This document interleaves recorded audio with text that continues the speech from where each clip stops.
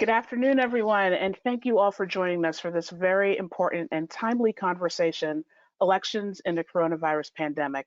I'm Daniela Gibbs-Leger, Executive Vice President for Communications and Strategy at the Center for American Progress, and I'm thrilled to be joined by a distinguished panel, Michigan Secretary of State Jocelyn Benson, Colorado Secretary of State Jena Griswold, California Secretary of State Alex Padilla, and Sam Berger, Vice President for Democracy and Government Reform here at the Center for American Progress. We'll be taking your questions soon, and you can enter them at any time in the questions box on your screen. Feel free to send them along as soon as you think of them, and we'll get to as many as we can in our discussion.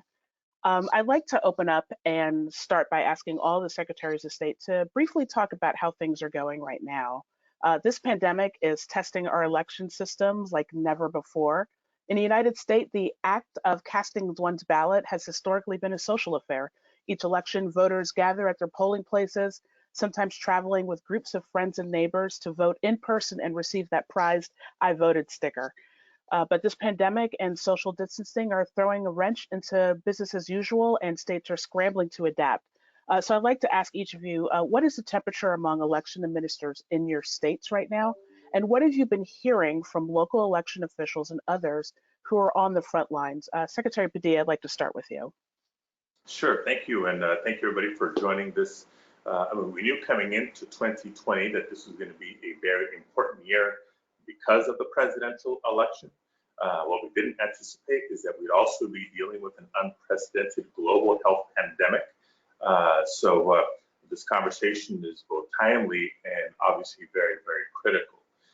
In California, we were part of Super Tuesday, so when the real impact of the coronavirus was beginning to be felt, we had election day pretty much in our rearview mirror, which put us in a unique position to, number one, help talk to other states about their upcoming primaries and maybe how to handle it. We were one of the first states to go into the canvass period in terms of processing ballots, post-election audits, et cetera. And even though there's still nearly 7 months to plan for the November general election, we actually do have a number of special elections and local elections coming up, which beg the question, how do we maintain our democracy in a way that's accessible, in a way that's secure, but safe for everybody involved, from voters to poll workers and election staff and everybody in between. So I think that's what's on people's minds, that the genuine concern like anybody else about health. But it turns out that a lot of the policies that California has championed to maximize access to the ballot make even more sense during a public health pandemic. Things like online voter registration, in-person early voting, and of course, vote by mail. That is huge, because when you can really run up the numbers on people voting by mail or voting early, we can minimize the lines and the crowds on election day. And just look at Wisconsin and the scenes out of Wisconsin polling places yesterday. That could have been avoided, but you got to get ahead of it. And I think, as Secretary Benson, Secretary Griswold, and a lot of our colleagues are discussing, we have time to prepare before November so we can avoid the situation like Wisconsin, because we believe the last thing we need is chaos and concern, fear come November, and the very last thing we need is any conversation about postponing the election. It's not a matter of if there's a general election, it's not a matter of when, because we have a date. It's Tuesday, November 3rd. The question is how. How do we offer an election that is accessible, secure, and safe for everybody? I want to remind our watchers that you can access our live captioning on your screen. There should be directions for the website to do that. Secretary Griswold, I'd like to turn to you now. Well, thank you for hosting this and having all of us here. I think obviously this is a very timely conversation. I do think it's really important to remember that no presidential election has ever been suspended, postponed, or canceled in the history of the United States. We're talking about pandemic flus. We're talking about during the Civil War, World War I, World War II. And I think we have to start at that point, that our elections must go on, and they must go on in a way that's healthy for voters. And a health crisis can't be used as a tactic to suppress the vote. And very luckily, there's two great things going for Colorado and the nation. Number one, our constitutional rights do not stop during crisis. So they are still there. Our fundamental rights are still there and remain intact. And number two, there's a solution to a lot of our issues, and that's mail ballot. Colorado's system is very much designed to be able to withstand crisis. The fact that we have mail ballots sent to everyone who is registered, that we have early voting and in-person voting really enables us to observe social distancing in an unprecedented way. We were observing social distancing in our elections before we even knew that was a thing. And even with all of that, I think we are focused on building contingency plans. We're talking about and exploring things like drive-through replacement ballots, like mobile voting centers, and enabling counties to have appointments with at-risk people. So I would say Colorado and Colorado election officials are confident that November will go off without a hitch, and we just want the rest of the country to be just as confident as us.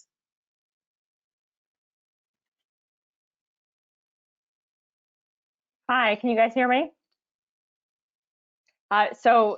Thank you again for hosting this great conversation. I think it's critical that we, especially in light of the chaos and confusion around Wisconsin's elections yesterday, emphasize to everyone throughout the country that we have the tools at our disposal to ensure elections can operate in the midst of a pandemic. And the key to ensure that our democracy does not falter and our voters, our democracy remains healthy and our voters remain informed and engaged is to use tools at our disposal like vote by mail, but also be clear and concise and unwavering to voters about exactly the rules and parameters surrounding how they express their preference. We recognize that at a moment like this, there's going to be lots of conversation, as there has been on a state level, about postponing, moving election dates and all the rest. But in our view, and in my view, and I think this goes to secretaries across the aisle as well, we have to hold fast in recognizing that our citizens' ability to hold their elected officials accountable has never been more critical to protect. So in Michigan, we had our state primary on March 10th, and we had our first case of coronavirus shortly after the polls closed. So with that, we've had one election that incidentally was our first statewide election to implement vote by mail. And I say that because in 2018, citizens throughout Michigan voted overwhelmingly to amend our state constitution to give themselves the right to cast a ballot by mail. And what that has given us is the ability to ensure that we give citizens the tools to exercise that right. And we saw immediately in that first statewide election on March 10th, them embracing those tools. So I think voters buy-in to a vote by mail system is key. But what we see in every state where it's available, voters are already buying into it because it's easy, it's secure, and it's convenient. So I second and third my colleagues' emphasis on moving to some form of vote by mail for every state in our country. I believe every citizen, every voter should have the right to vote by mail this November as we are in the midst of this pandemic. And to get back to your original question about the sentiment right now in Michigan, I think with clarity and consistent communication to our citizens about how they can cast their ballots in every election we have this year, we've got 3 coming up, one May 5th, local elections, one in August, which is our congressional primary, and one in November, of course. We need to be unwavering in our communication to voters about exactly how they can cast their ballots and give them the confidence that when they do so, they don't have to sacrifice their health and in order to have their voice heard, and that also once they do cast their ballot will be counted and the results of our elections will be an accurate reflection of the will of the people. Thank you. Sam, I want to turn to you. In recent weeks, we've seen a number of states, in addition to the ones represented here, update their election processes to contend with COVID-19. So what are other states across the country doing to prepare their elections for the pandemic? Well, thanks so much for the question. You know, the eyes of the nation were rightly turned to Wisconsin yesterday, a state that was unprepared to operate the election and quite frankly was willfully so.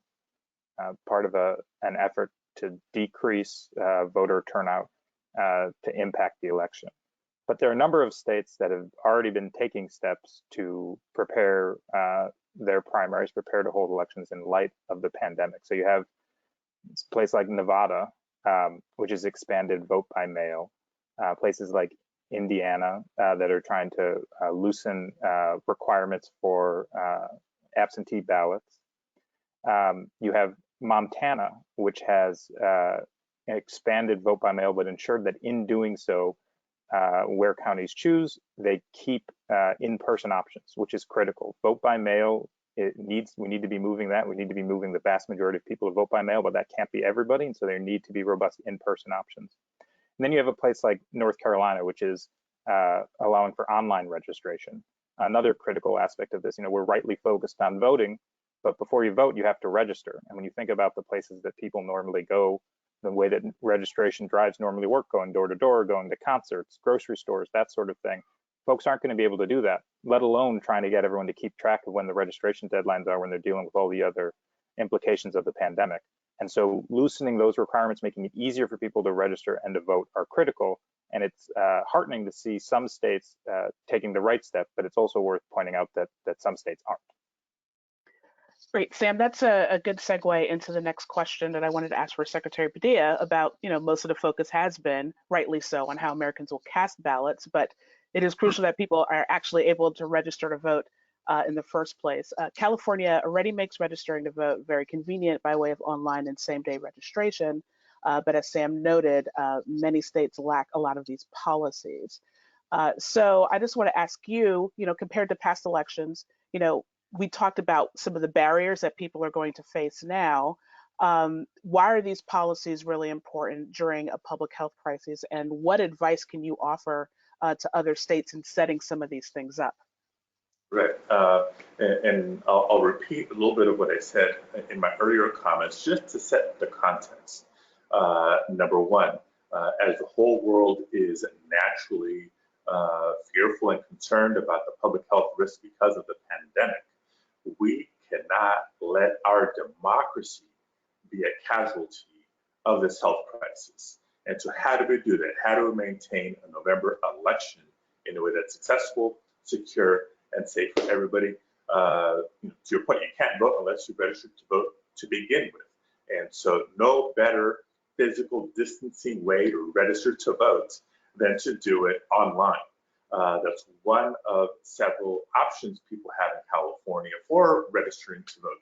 You can still fill out that paper form if you'd like, but if you stop and think about it, who's really going to the post office these days unless you absolutely have to? And there's no door-to-door canvassing, there's no voter registration drives in the local park or at a health fair.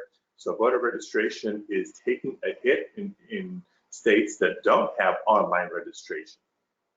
California is one of the states that has implemented automatic voter registration. So as people are applying for or renewing their driver's license or their state ID at the DMV, not just in person, because again, those in-person services are being impacted, but for people who are renewing by mail or renewing online, that voter registration activity can and is continuing.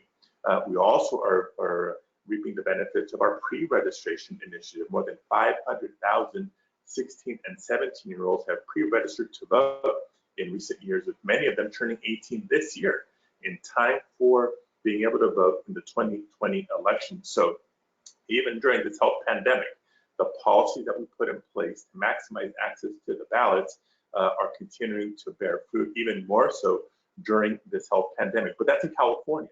To Secretary Griswold's point, we need this nationwide. While every state conducts their elections a little bit differently, what we need is a 50-state plan to ensure an election in November that is accessible to everybody, that is secure for everybody, and is safe for everybody. Another reason why it's not just vote by mail only. I mean, we're going to try to get to as close to 100% as we can in California, but there's still tremendous value in that in-person voting option, hopefully early, not just to be able to cast your ballot or to request assistance if you need it, but it's that in-person opportunity that facilitates same-day registration, yet another voter registration opportunity for people who maybe missed the previous deadline, need to register to vote or update their registration, right? Think about the numerous crises that we've had in recent years in the country, whether it's wildfires in California displacing a lot of people, and maybe people haven't been as quick to update their registration address. Same-day registration allows you to do that and still cast your ballot, not sacrifice your right to vote. Look at the economic situation a lot of families have been in, and you have non-traditional housing arrangements, whether it's people experiencing homelessness. They still have the right to vote if they're citizens over the age of 18, or maybe families doubling up, or families taking in extended friends and family for what was supposed to be temporary but has become long-term. We need real-time opportunities to register and update registration so the right to vote is not sacrificed in the process. I want to remind everybody that you can submit questions again using the chat feature on the side or the top of your screen. So following on that, Secretary Griswold, as you discussed, Colorado has what many consider to be the gold standard of vote by mail system. As you mentioned, in your state, voters are automatically sent ballots to the mail each election, but if they prefer to vote in person, there are lots of options to do so. So what advice would you give states who are trying to figure out how to implement these systems for November? Yeah, so I think that, like Secretary Padilla, we don't only, like he was just talking about, we don't only offer mail ballot. The fact that we have online voter registration, automatic voter registration, mail ballots, same-day voter registration. You can actually go into a polling location on election day, register to vote, and cast your ballot.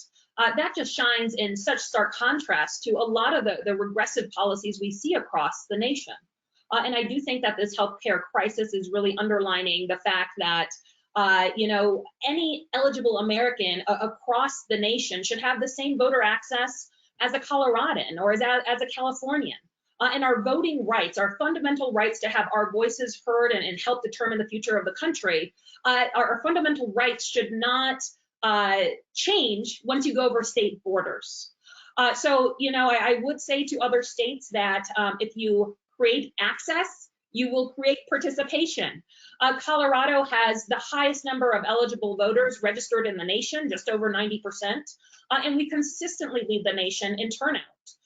We also had a Super Tuesday presidential primary, and we actually had more participation than any other state so far, even before the virus hit. And that's because people get enthused when they know that they actually can shape the future of our nation, and they don't have to wait in 5-hour lines to do that.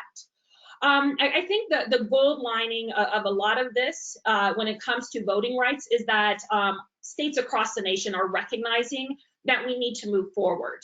Just over the last couple of weeks, I would say about a third of the nation has reached out to our elections division. And the good news on top of that is that we absolutely believe that as a nation, we can move to vote by mail before the 2020 November election. It's not something that we can drag our feet on. We need to start right now, but there's 3 simple things that states can do.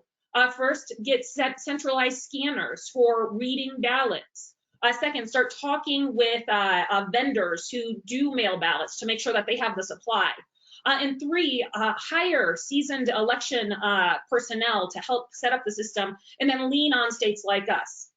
And I would say, the last thing I would say on this is that I think there's a sentiment that this is impossible because we would be setting up a new system for the entire nation, and that's just not true. 36 states already have some form of voting by mail, so no excuse absentee ballots. And what we would be doing is just scaling their systems. We can do it. We can make sure that every eligible American can have their voice heard in November of 2020. We just need to start moving, and the good thing is that states are.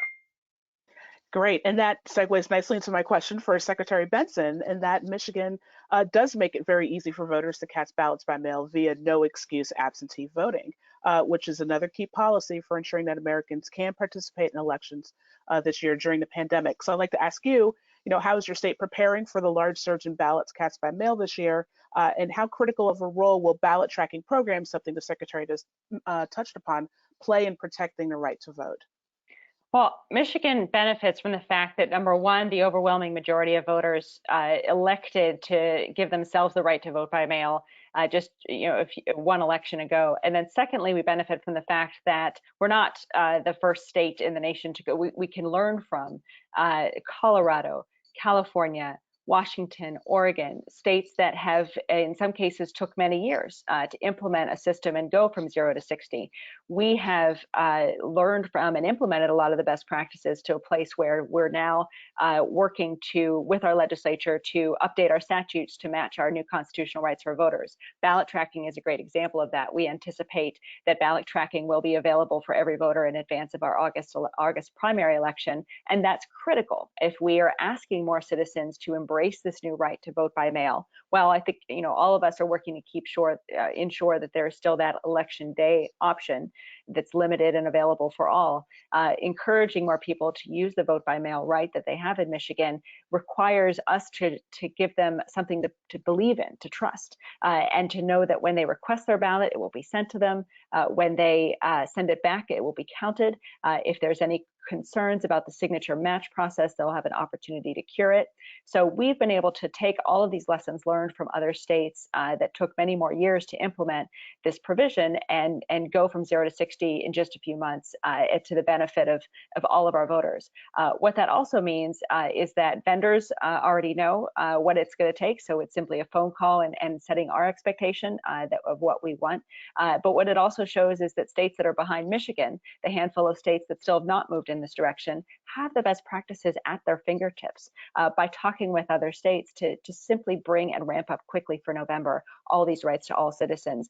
And importantly, while vote by mail, with of course that caveat for the election day participation is critical, what Michigan and other states have enacted is a package of reforms that include automatic voter registration, the ability to register to vote up to and on election day, and to register to vote online. So all of those also combine with their ability to make elections more accessible, and also are benefited from the fact that other states, particularly Oregon, which was the first in many regards, and Washington, really spent years perfecting a vote by mail system that we all can now learn from and benefit from.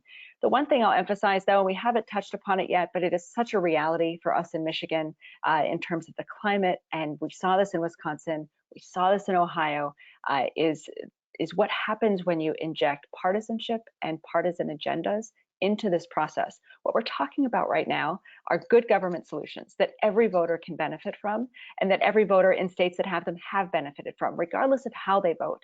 And it's been incredibly disheartening to see Wisconsin, as an example. I hate to use the word descend into chaos, but that's certainly what it felt like as partisan agendas began to overtake what should have been real clear solutions for voters as to how to operate that election. And so I think that's another lesson we can learn from all of our states, and I hope leaders on both sides of the aisle will embrace the importance of simply best practices and making data-driven solutions available to all our citizens this fall, and not to allow the chatter or the policymaking surrounding 2020's elections to fall victim to partisanship and political agendas. Well, I do want to touch on something that came up in regards to Wisconsin and around vote by mail and the concern around fraud and double voting. So Sam, if I can start with you, are there concerns when you expand opportunities to vote by mail that you open yourself up to fraud, which is something you heard a lot in the last couple of days? And then when I turn it over to the secretaries, I'd like to know what specific processes you have in place to protect the integrity of our elections, given this expansion of voting by mail. Sam? The short answer is no. I mean, voter fraud is a canard that we see put forward time and time again in order to limit people's access to the ballot box. But all the available research shows that it's simply non-existent. It's sort of interesting that we have President Trump saying on one hand, I'm very worried about fraud, and on the other hand, utilizing vote by mail so that he can cast his ballot in Florida. And why? Because it's going to be difficult for him to do so in person. Well, guess what? A lot of other people in that same situation. The other thing I would say is, vote by mail is not something new. That's what you're hearing from all of the esteemed secretaries on this call. Roughly a quarter of people in 2018 cast their ballot by mail. There are states that have the vast majority of folks in that state doing so. So this isn't something untested. This isn't something open to these concerns around fraud. This is a thing that we've been doing for a long time and we know how to do. So it's not a question of fraud. It's a question of putting in place the proper procedures to make sure that everyone who casts a ballot has it count, and to make sure that people have access. But we need to sort of stop this nonsense around voter fraud and start focusing on how we can expand access to the ballot box, particularly in light of the challenges posed by the coronavirus pandemic. Great. Secretary Griswold, do you want to jump in here? Yes, I do. Colorado has a history of clean elections, and I do believe that we should take the notion of folks trying to game the system very seriously, which we do. In Colorado, when mail ballots are returned, they're delivered in sealed tracked boxes to county processing centers. And then they're opened by a bipartisan team of election judges and sorted into trays. And then a different team of bipartisan election judges actually do signature comparisons. If there are any discrepancies, a voter is contacted, and if they do not cure those discrepancies, the ballot is actually referred to a district attorney for prosecution. Prosecution rates are extremely low, and I think that we have been really able to show that you can have a lack of security concern and also have participation. And why I say that is Colorado is consistently held as the securest state to cast a ballot in today. Whether it's the Washington Post or the DHS secretary, that's something that we take very seriously. And I do think that besides the fact of this healthcare crisis, mail ballot is a good idea. We shouldn't forget that foreign nations are actively trying to sow discord in our nation and undermine our democracy. And the great thing about mail ballots is that they cannot be hacked. So they really do add an additional layer of security. And in Colorado, we do a couple other things. Besides having voter verified paper ballots, we ensure that anybody voting in person, sorry about the dinging, anybody voting in person on any type of voting equipment, that voting equipment is securely built actually by our security team, and that is not connected to the internet. And then we do something called a risk limiting audit, which shows to a statistical degree of certainty that if there was a problem, we would find it. So I just think it's so important to underline that you can have security and access. You can have the highest participation rates in the nation and the securest elections in the nation at the same time. And that's what Colorado offers. Great. Thank you. Oh, sure. Go ahead. Look, in California, we have a lot of those best practices as well.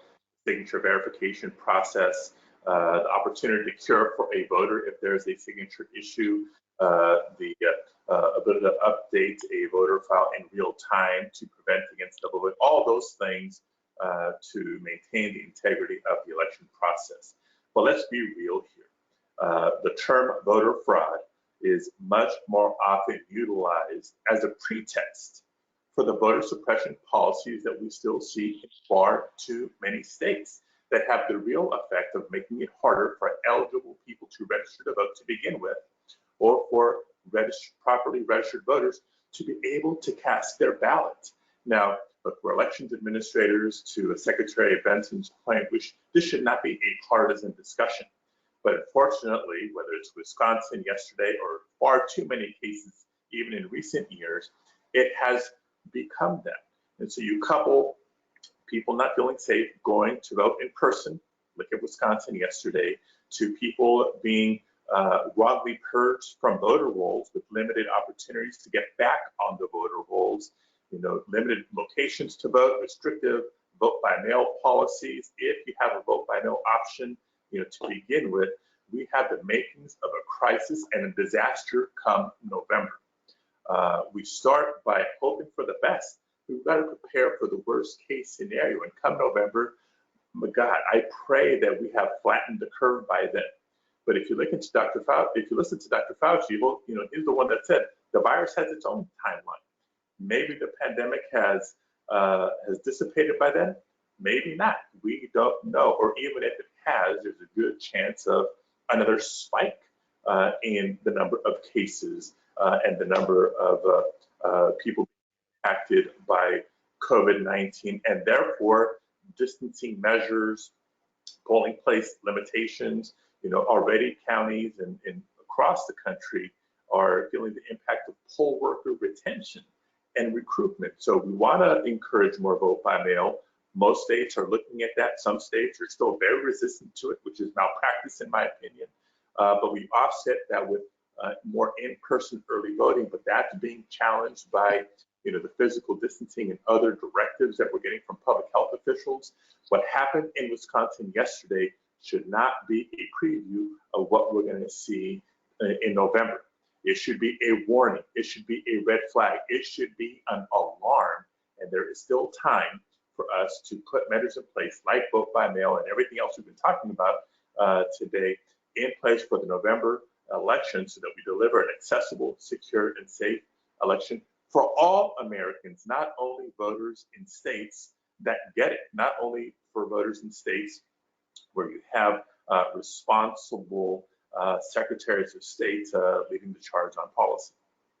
And I think if I could add there, I think that also the pictures out of Wisconsin yesterday harken back to other times in which people face significant hurdles to vote and suppression, and I think it all underscores the need for federal involvement as well and a federal voice to set the standards of what every state and every voter in every state should expect, and the protections that should be in place for people, for citizens, for eligible voters, regardless of where they live.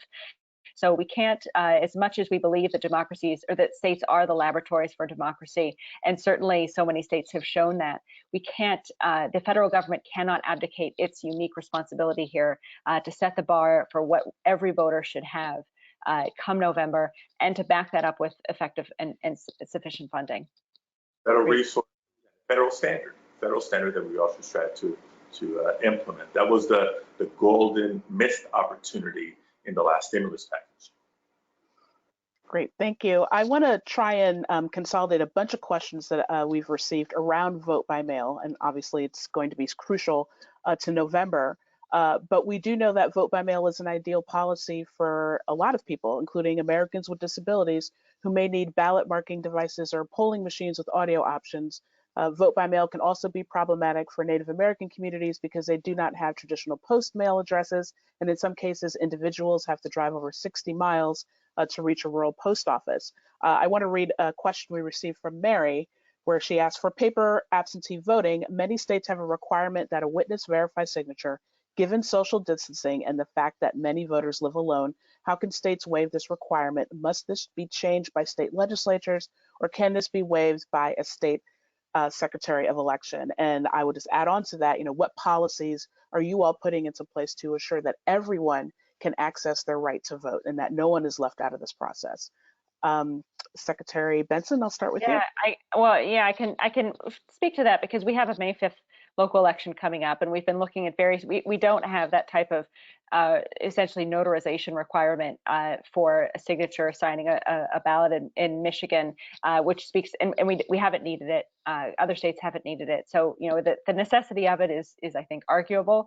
But that said, what we found is in our May 5th election, in partnership with leaders in the legislature as well as our governor, working to evaluate and develop standards for voting during a pandemic and implement them is important. So recognizing we're in a unique moment, policies that were developed for various different reasons and with various different intentions may not play the same way in the unique moment that we're in. And so you do need perhaps executive action from an executive order from the governor, which is what we've done, or movement from the legislature, depending on where the policies lie, or simply action independently through the Secretary of State's office to ensure that we're meeting the needs of our voters during this unique time. An example of that is myself and several colleagues in other states, in Georgia, in West Virginia, have worked in the advance of May elections and impending elections to proactively mail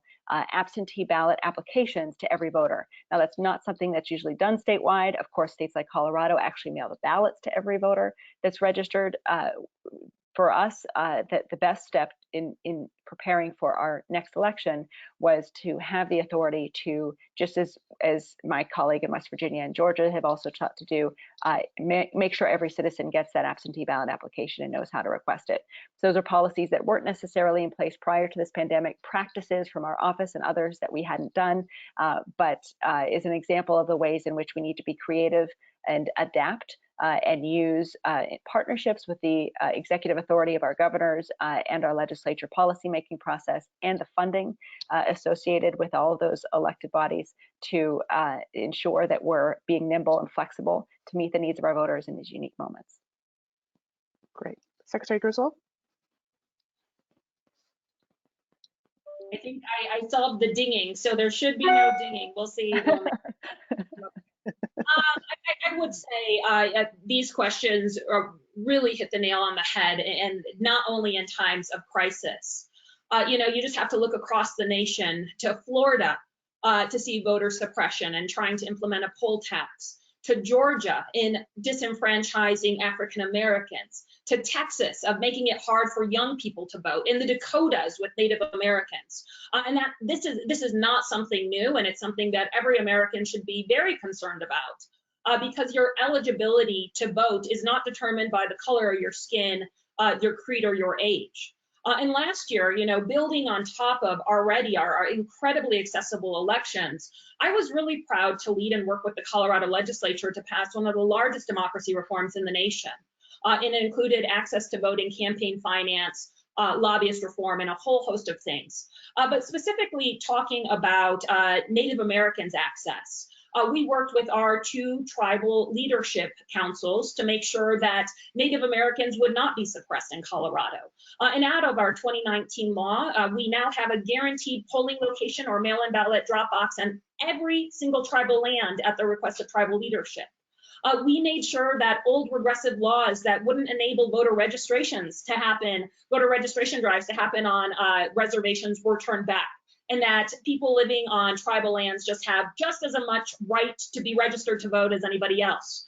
And we also made sure that just because someone does not have an address registered by the post office or recognized by the post office doesn't mean that they can't register to get a mail-in ballot.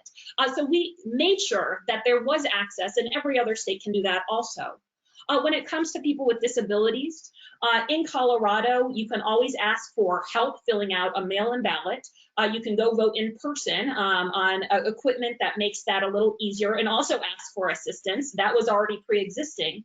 And then last year, we ran legislation and then built a system to make sure that people with low eyesight could get a ballot that could be read by a reader, so they could actually vote their mail-in ballot at home.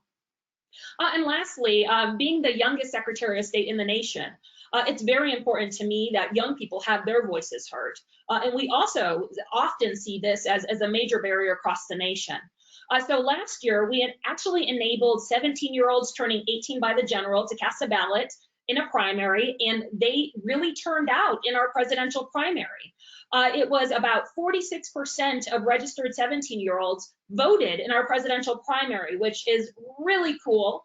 And on top of that, we're also guaranteeing a mail ballot drop box or a voter service and polling center, so our version of a polling center, on every single public university. The fact that you don't have a car or that you're on a campus doesn't mean that you shouldn't have your voice heard. So I do think that even outside of times of crisis, we can make our elections accessible. And Colorado shows that if you make elections accessible, people will participate. Thank you. Secretary Padilla, would you like to add anything to that? Yeah, just a couple of things. Again, the bottom line of all this is there's not, just like there's not one size fits all solution for every state in America, there's not one best method of voting for every voter in America. So it's not just, it's not a debate about vote by mail versus in-person early voting. It's how do you provide a suite of options and let the voters prefer what best suits their needs. Number one, folks who prefer or need assistance can vote in person. That all needs to be accessible, whether it's getting to the location itself, or the voting equipment itself.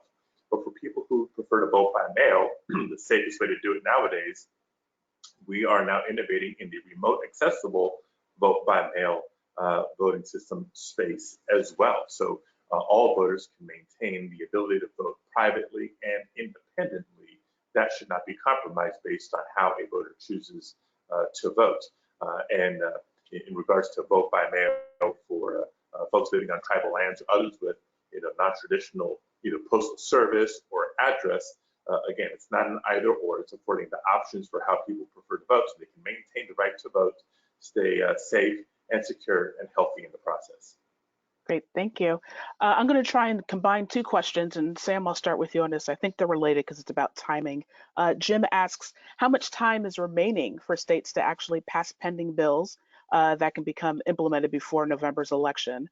And then related to that, Sunny raised some concerns about mail-in voting being the only solution, which I don't know when a suggestion, but she is worried about the administrative burden of implementation on such a short timeline, and she worries about equity. She goes on to say that North Carolina has one of the highest rejection rates for mail-in ballots, and it's especially concerned for voters of color. And after what happened with the Congressional District 9 scandal, absentee by mail options were restricted even more.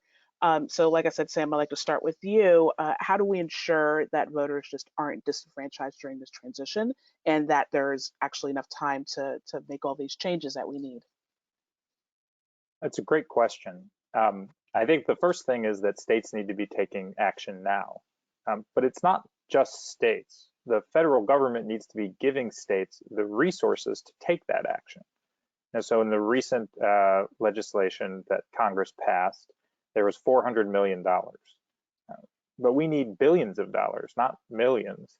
And states need it now so they can start taking these steps.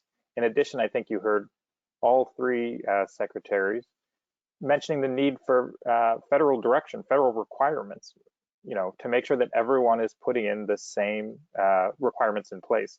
And there was, I think, a question about when can legislatures do this? Well, legislatures should be acting right now. This is an emergency. This is the right to vote. I mean, you think about how many different rules and processes have been changed to accommodate the necessities of the pandemic. I mean, look at what we're doing right here with everybody, calling in via video. Look what's happening at grocery stores. Look what's happening everywhere. Everyone needs to adapt. And if states choose not to adapt their election processes, I think the only assumption is that they're trying to depress the vote. So people should be demanding this, but the federal government should be leading on it. This is a critical issue, and it's critical that it happens now. And that's why in the next legislation that moves, which we anticipate would happen in April, this has to be included. States have to get the funding, and there has to be a requirement to make sure that everybody can vote and that everybody's vote is counted. I just want to thank you for answering the next question from Deb, which was what was the mechanism for this, and is it to be in the next relief package? So thank you for answering that. Secretary Griswold, did you want to get in on that answer as well? How could I state it better than that? Very well stated, Sam. I am in total agreement. The idea that your constitutional right is different if you're in Colorado versus another state is not fair. That's not how constitutional rights work. So I do think that it's really heartening, and it gives me a lot of joy to see so many states reach out to us and ask for our guidance to help set up mail ballot. But I totally agree. The federal government should demand and require that every eligible American can have their voice heard equally, whether you're in the South, the North, the West, or the East. That's our fundamental rights. And I do believe that it's time for Congress to act. And they do have to give funding. And Sam, to your point, there needs to be an infusion of money to be able to take this nation to mail ballot. It's what is necessary in the time. Look, grocery stores are essential. Pharmacies are essential. Voting is also essential. That is not something that we sacrifice in time of crisis. So we do need the mandate from the U.S. Congress and the funds, and I am very confident that this nation can get to a really good spot very quickly, but we need those resources now and the mandate now, or in April. If I can just add, again, ditto. It's not just about what states can and should be doing now.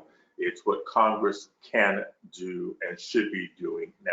We can't wait till September or October to start ramping up, vote by mail in states that really don't have much to speak of, or to expand vote by mail in states that already do some but not 100%.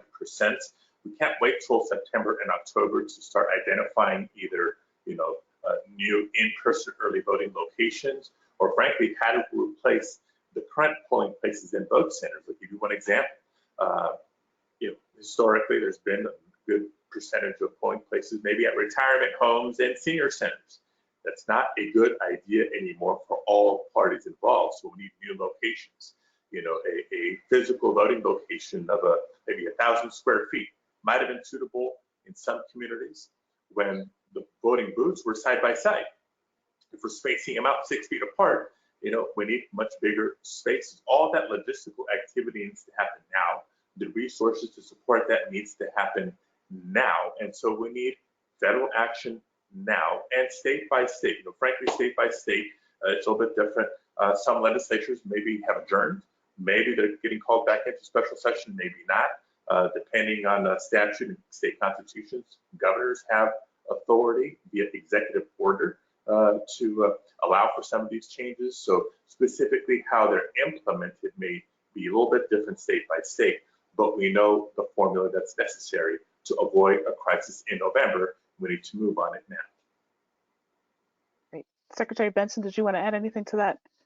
Well, as I said before, the federal role here is critical, and I am encouraged by the fact that we did get funding allocated in the previous package. I'm encouraged by how quickly the Election Assistance Commission has been working with us to get that funds to us in the states, and I'm encouraged that the conversation is ongoing with our leaders in the House and hopefully in the Senate. I think people recognize at the heart of it the importance of maintaining the sanctity of the democratic process, but we can't abdicate the role that also voters have in reaching out to their members of Congress, in reaching out to their Senate and others to ensure their voices are heard as well.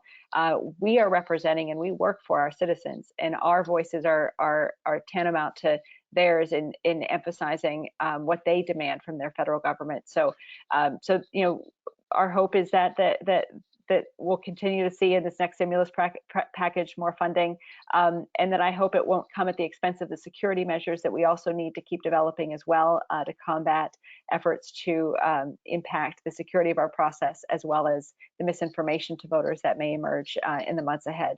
So the work was already, as Secretary Padilla noted in his initial comments, the work for 2020 already was significant. It's even more significant now. And it really does take partnerships at every level, federal, state, and local, to make sure that our voters' expectations of a smooth, accessible, and secure democracy are met. Great, thank you. For everyone asking, yes, you will be able to get a copy of this. It will live on our website, as all of our events do, at americanprogress.org shortly after the event is over. I have an excellent question here from Carrie. Can the infrastructure and data gathered for census notification distribution be a resource for vote by mail? I don't know who to throw that to first, so Sam? Oh, I think on this one I would defer to the secretaries in terms of what their own experiences are and the particular systems that they have set up, and whether that really is as useful, or if there are other data sources that are more important for those sort of. Yeah. I'll just weigh in quickly and just say that having been also, I think we all are involved in our complete count committees and really working right now to ensure full participation in the census. The sanctity of that data and the protection of that data and the secrecy and the privacy of that data is important to protect. And we've been assuring citizens who have been completing the census and continue to assure them that that data won't be used for other means. So I would really lean towards that in my initial kind of thoughts about this issue.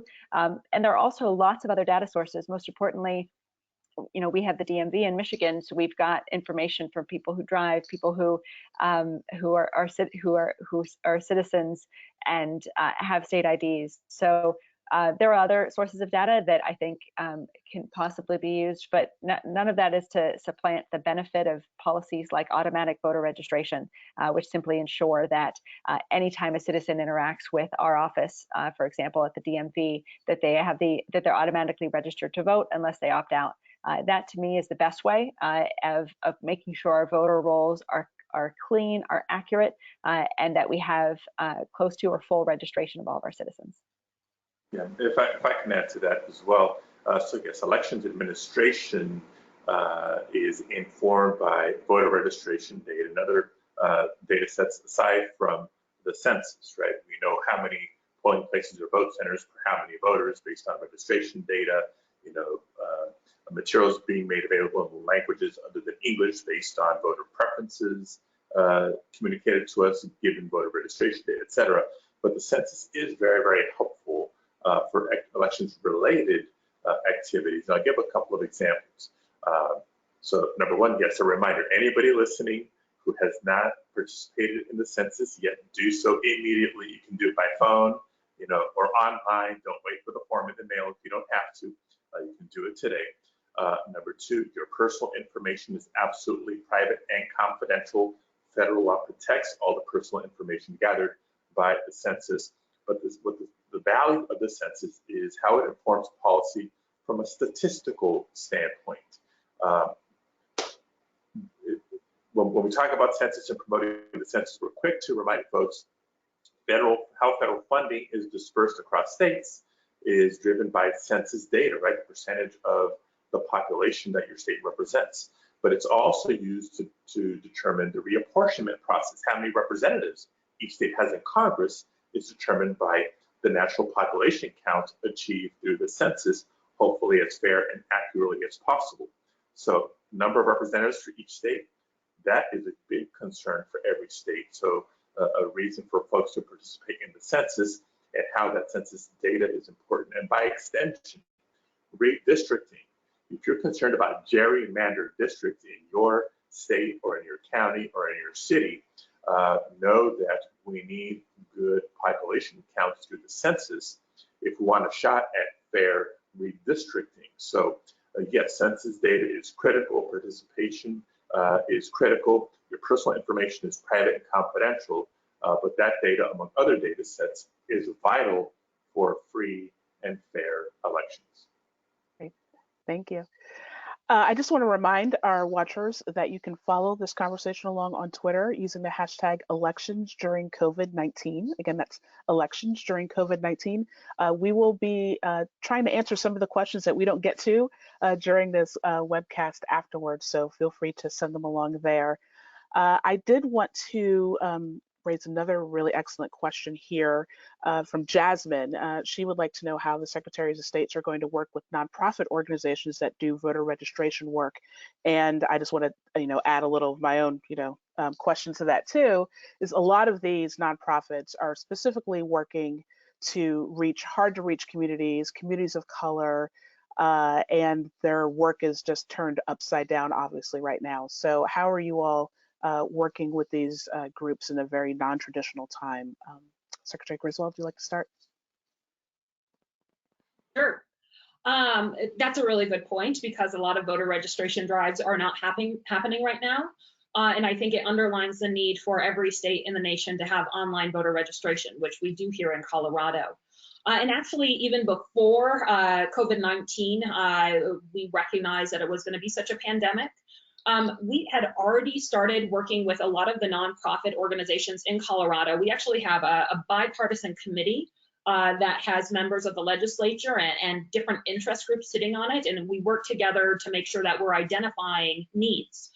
One of the things that came out of the committee is the need to educate Coloradans, because believe it or not, this is the first time in 20 years that Colorado had a presidential primary, and the first time ever that we were going to have unaffiliateds participate in the primary. So we're talking about a lot of voters who had never participated in a presidential primary. So we already set up an engagement effort to reach out both for our presidential primary and the statewide primary happening in June. And we're going to just double those efforts. Just because we have mail-in ballots does not mean that a lot of people don't go vote in person. And some of those people absolutely need to go vote in person. Either they can't get their replacement ballot or they don't have the internet to sign up and to register online. But we do want to push people who just go vote in person because they like it away from that in 2020. So we'll be working with a lot of nonprofits, the Republican Party, the Democratic Party, the legislature, the governor, to make sure that we're rolling out engagement campaigns to educate Coloradans about the best way to vote in 2020. And I would say, I know we're coming to the end of our time. I would say, look, every listener, we have 380 people plugged in right now, and Secretary Benson is 100% right that all of us can change the course of this country. I grew up very working class up in the mountains. I'm the first person in my family to go to a four-year college. I then ran for Secretary of State and I won, the first Democrat in 60 years, and we were able to lead the largest democracy reform in the nation. Every single one of us has the power to help get mail-in ballots nationwide. So don't think that you do not have a huge voice. You do, whether it's running for office, whether it's talking to your neighbors, whether it's talking to your legislators. Please engage. It's up to all of us to make sure that our democracy is protected and remains intact in 2020 and beyond. So thank you. Great. Secretary Benson. Yeah, I just a second and I'd completely underscore Secretary Griswold's point. What we've also been working, obviously partnerships are key, partnerships with citizen organizations, partnerships with nonprofits, but now is also the time to build partnerships with non-traditional organizations, employers, sports teams, colleges and universities, athletic departments. We've been trying to also find creative ways to partner with non-traditional nonprofit organizations, community organizations, or just entities that touch people and are relevant in people's lives. Obviously, religious institutions are a big part of that because voter education is going to be key to ensuring voters are fully informed about their rights and ability to cast their ballots and have their voice heard this year. So I would also encourage those of you who are watching who are affiliated with various different organizations that may not be the great organizations that we're working closely with, like Lawyers Committee for Civil Rights, like all of the other great organizations that are part of the Election Protection Coalition and the NAACP Legal Defense Fund and the like. But in addition to that, League of Women Voters, of course, now I'm starting to get in trouble because I'm leaving out, I'm sure, some great organizations. But my point is, let's work and partner with those traditional organizations. That's what we're doing. But we're also trying to find those non-traditional partnerships, getting our sports teams to run information to voters, assuming they do play in the stadium this fall, information or just using their platform and prominent athletes to use their platforms to educate citizens about their rights. So I would encourage all of those of you who are affiliated with organizations and entities that may not traditionally be civically engaged or prioritize civic engagement. Now is the time. 2020 is the year for us all to work together to ensure our systems and infrastructure surrounding democracy are secure and that we're communicating and educating every single citizen about their rights so that everyone knows exactly how to have their voice heard and to cast their ballot this November. Thank you. Secretary Padilla. Yeah, I think in closing, just to put this all in context here, right, throughout our nation's history, Americans have gone to vote on election day, whether it's been in times of peace, in times of war, in good economic times, in times of economic recession, even during the Great Depression, Americans turned out to vote. And even during the flu pandemic of 1918, Americans turned out to vote. So the November general election must go on as scheduled, but to ensure that we administer the election in a way that's accessible, secure, and safe for everybody, we need changes to how voters can vote and register even before going out to vote. And that work starts now. It's an all hands on deck moment, whether it's state and local governments, whether it's Congress doing their part, the advocacy and nonprofit organizations that you mentioned, celebrities, athletes, everybody else. Everybody's tuning into the news each and every day right now. And we still have a balance of primary elections that have yet to take place. But the time is now to implement the changes that we've discussed at this event here to ensure that our democracy that has been resilient, has been proven resilient, stays resilient and alive come this November. Great. I want to thank all of our great panelists, our secretaries of state for all the hard work that you're doing on the front lines every single day, to my colleague Sam for the great work that he is doing. He will stick around and try to answer some questions online. Please tweet at us at AmProg using the hashtag elections during COVID-19. Again, you will find the recording of this webcast on our website at americanprogress.org, and that's where you'll also find all the great work of Sam and the democracy team as well on this topic. Thank you everyone for joining us. Be careful out there. Please stay safe. Thank you. Thank Bye. you. Bye-bye.